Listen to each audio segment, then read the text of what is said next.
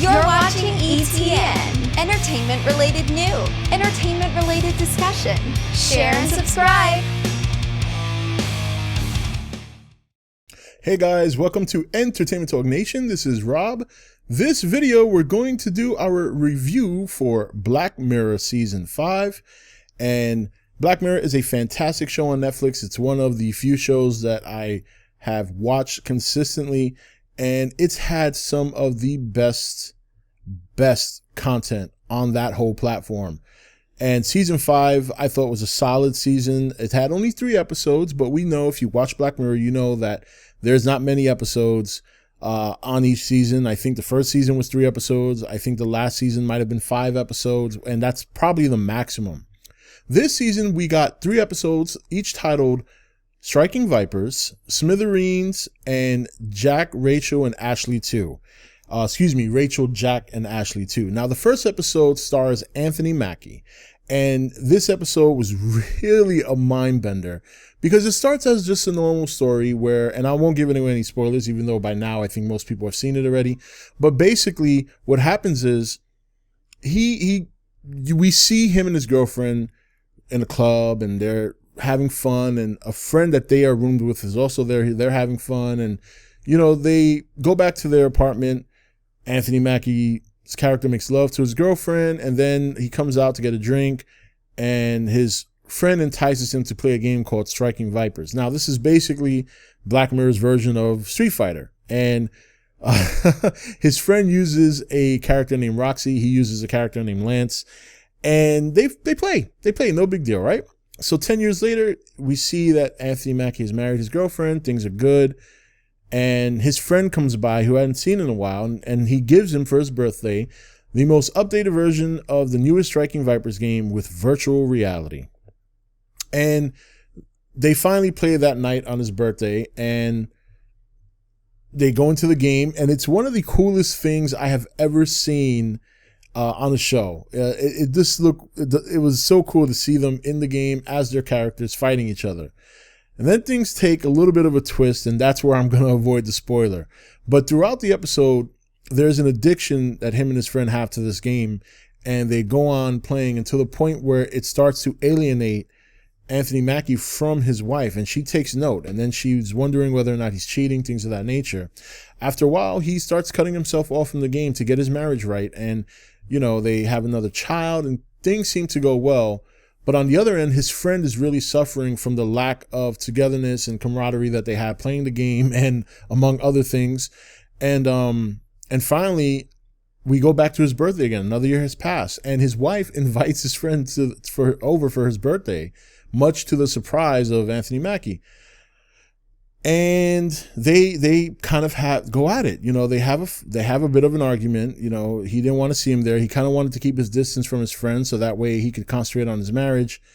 And finally, they come to sorts about the game, and they decide to play the game again until his friend revealed something to him in the game that immediately Anthony Mackie told him to meet him somewhere and shuts out of the game. They meet up, and they basically try to figure out what their issue is in the game, whether or not what they're experiencing is real or not. And they put that to the test. And then shortly after that, they begin to fight each other to the point where they both get thrown in jail. And then we cut to another year later where now that his wife knows and understands what's going on, because she knows how addicting it can be, she allows him to play the game once a year. And for that night that he's playing the game, she goes out and she does her thing and just goes out and hangs out with her friends or whatever.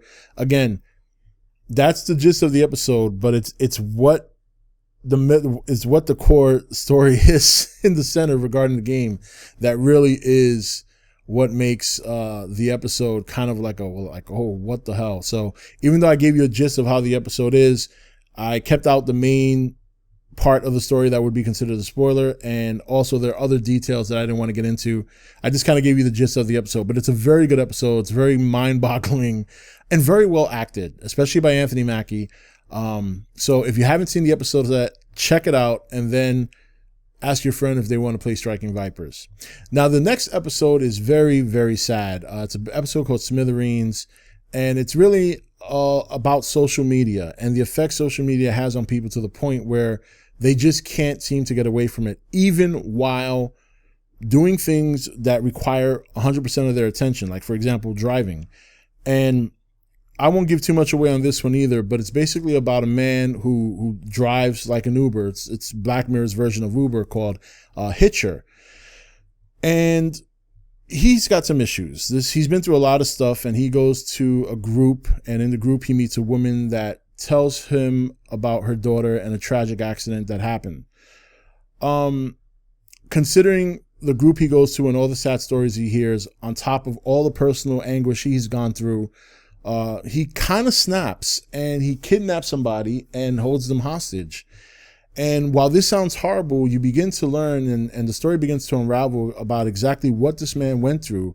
And even at the worst moment, he does something that is so selfless, that is so moving, that you really, really, it's really well written. You kind of feel bad for the person that's actually done something bad. And there is a twist to that in the end as well, but I'll let you watch it on your own and figure that out. So I thought Smitthereens was emotionally powerful and a really good highlight of what social platforms, what they do to us, how much they have us ingrained in what they do and how they pull us in, to the point that it could actually jeopardize our lives if you're doing something that requires all your concentration. So now, the last episode in Black Mirror this season was Rachel, Jack, and Ashley 2. This was a good episode as well, but it was a little bit different of structure and ending than I would expect. First of all, I'm going to say straight out, I'm not a Miley Cyrus fan at all. I do not like Miley Cyrus. It's not my kind of music, not my kind of performer. I think she can be a little idiotic and obnoxious. But I got to give credit where credit's due. She was very good in this episode, not only through her acting, but also her voice acting. Now, I know she's played Hannah Montana, but that's when she was a little girl. When you think about shows like Black Mirror, you look at some of the actors that have come on the show in the past to give their performances, like John Hamm, Haley Atwell. Topher Grace was in the last episode. I didn't mention that. And, of course, Anthony Mackie in this season. And then just a slew of very, very good actors. So she held her own. She did very well in this one. And this story is about a little girl who's a bit of an introvert, and her only real outlet, the only thing that kind of makes her feel comfortable and get out there, is a character named Ashley, who is basically the Hannah Montana of the episode, played by, of course, Miley Cyrus. And throughout the episode, there's a doll that she releases, Miley Cyrus's character, Ashley, which is called the Ashley 2. And it's a virtual reality doll that is uploaded with her consciousness in each and every doll. Now, it has limitations. It can only do the basic things, and it's a very encouraging doll. Like, it's just there to kind of feed you, I guess, bullshit. And it helps her grow with her confidence, to the point that she decides to get into a talent show, and unfortunately she doesn't do too well. Now, as the episode progresses, we also see things from the character Ashley's perspective, and you start to learn that she's got a lot of issues. She's got things going on with her that are making her very unhappy in terms of the kind of music she performs, the kind of control that her aunt has her under. And you start to kind of see these worlds clash, and then it splits off into a direction I did not expect. Now, it's not the best of the 3 episodes. I would think Smitthereens probably has the edge over both these episodes, although I would say Striking Vipers has the shock factor, Smitthereens has the emotional factor, and Rachel, Jack, and Ashley 2 has the, huh? That's the best way I could explain these 3 episodes. But nonetheless, I thought it was good. It was a different approach than most Black Mirror episodes. Some Black Mirror episodes do not have a definitive ending. They're a bit ambiguous. Most endings are not a good ending, and I don't think I could remember too many happy endings. But Rachel, Jack, and Ashley 2, I thought was a solid episode. There are some people out there who did not like it. They were calling it more like a Walt Disney episode. I wouldn't go that far, because there's some dark stuff in here in terms of the relationship between Ashley and her aunt, who is also her manager. So I wouldn't go that as far as to call it a Disney episode, but it does. As you get towards the ending of the episode, there is a more lighthearted, and I don't mean comedy, by the way. Well, there is some comedy too, but as you get towards the end of the episode, there is a more lighthearted approach as to how things end up being. It's a little bit generic for a Black Mirror episode, I gotta say, when you look at it. And because Black Mirror has a tendency to really get your mind thinking, you start to think in other directions, like how they're gonna catch me this time, how they're gonna catch me off guard this time. When this time in this episode, you think so much about how they're gonna do that you fail to realize that it kind of falls under the category of any other generic TV show, this particular episode, in terms of how it ends. Again, I don't want to give it away. Go watch it for yourself. But if nothing else, I will give it to Miley Cyrus, man. She killed it in this episode. I didn't think I would say this, but I would say Miley Cyrus's performance is probably the reason to watch that episode, because she really does well. I'm surprised how well she does. And it's overall a decent episode. But I would say the best one out of these three would be Smitthereens. Smitthereens has a very emotional capture in terms of how it happens and how it ends. I was very vague on that episode because there are a lot of things that happen in that episode that kind of lead towards what he does, and I don't want to give that away. I don't want to take away the emotional impact that episode's going to have on you when you watch it. And Striking Vipers is just shock factor, but it's very good shock factor. It could be thought-provoking when you consider that we are going into a territory of virtual reality now. And I can tell you right now, working for a very advanced technological company that I work for, who are practicing virtual reality specifically for medical purposes, there is technology that is not too far off from that. You know what I mean? It's not as simple as putting a chip, but in terms of feeling things and feeling the impact of things, there are already suits developed that you can wear. Kind of like, what was that movie, Ready Player One, where they kind of wore the suit when they went into the virtual world so they could feel things. Yeah, those actually exist now. They're in like prototype, and so.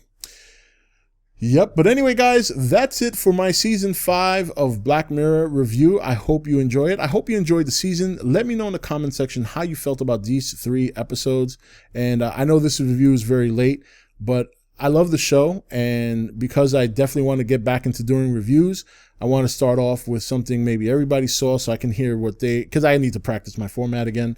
Even though I could probably give spoilers away with no worry at this point, I still want to be able to practice doing my reviews again without giving away spoilers. So, but let me know in the comments what you thought about the episodes, which one was your favorite and which one was your least favorite. And yeah, I'm looking forward to hearing it. Anyway, that's it for this review. I'm going to have a Chernobyl review coming in the next coming days, the HBO miniseries, which was another great series if you haven't watched it. And that'll be up as well. And we'll continue doing what we do here on E.T.N.